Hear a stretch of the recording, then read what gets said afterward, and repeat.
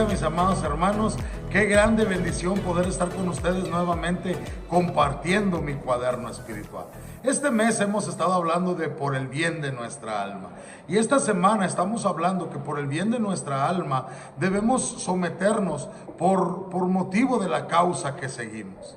Primera de Pedro 5:5 dice: igualmente, jóvenes, sujetaos a los ancianos, y todos sujetaos unos a otros, y vestidos de humildad, porque Dios resiste a los soberbios y da gracia a los humildes. Así como los pastores se sujetan al gran pastor, así también el rebaño debe sujetarse a los pastores. La actitud fundamental en la vida de los creyentes debe ser la sumisión. Esto es un tema relativamente conocido en la epístola de Pedro. En 2, del 13 al 20 y en 3, del 1 al 7, Pedro manda a los creyentes a que se sometan a los empleadores, a las autoridades civiles, también dentro del matrimonio. Y no se requiere menos de quienes están bajo el liderazgo en la entidad más importante de la tierra, la iglesia de Cristo. Aunque nadie está exento de la exhortación de Pedro de que todos deben sujetarse a los ancianos, él se dirige específicamente a los jóvenes.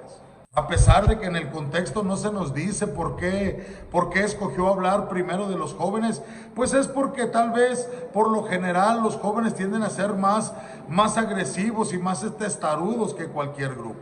Al llamar a los jóvenes a estar sujetos a quienes son mayores en el Señor, Pedro volvió a utilizar el término militar, alinearse bajo el rango.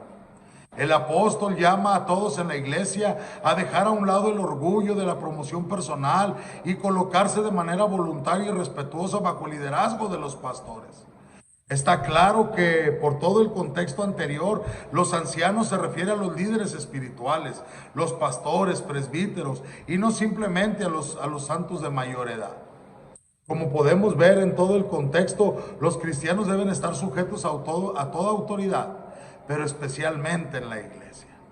Inseparablemente ligada a una actitud sumisa está una mente entregada a la humildad.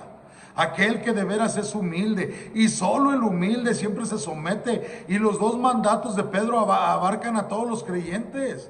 Cuando dice vístanse, literalmente significa atarse algo encima, como un delantal usado por los siervos. Aquí se está describiendo de manera figurada el hecho de que la persona se cubra con una actitud de humildad mientras se somete a la autoridad de los pastores. Es probable que el apóstol Pedro tuviera en mente cuando el Señor Jesucristo se ató una toalla y lavó los pies de sus discípulos. Y al fin de reforzar la exhortación acerca de la humildad, Pedro citó Proverbios 3:37. Dios resiste a los soberbios y da gracia a los humildes. Sin duda, el hecho de que el Señor resista a los soberbios es la mayor motivación para que los cristianos adoptemos la actitud de humildad. El orgullo pone a alguien en contra de Dios y viceversa. Por otra parte, Dios bendice y da gracia a los humildes.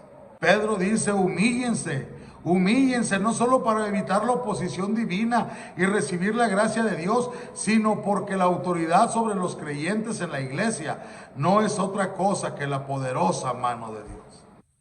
Y la actitud fundamental para el crecimiento espiritual es la sumisión. La humildad constituye el ancla de ese fundamento. Volverse rebeldes, pelear contra los propósitos de Dios o juzgar su providencia como cruel o como injusta es perderse la dulce gracia que Dios da en medio del sufrimiento. El Señor te bendiga.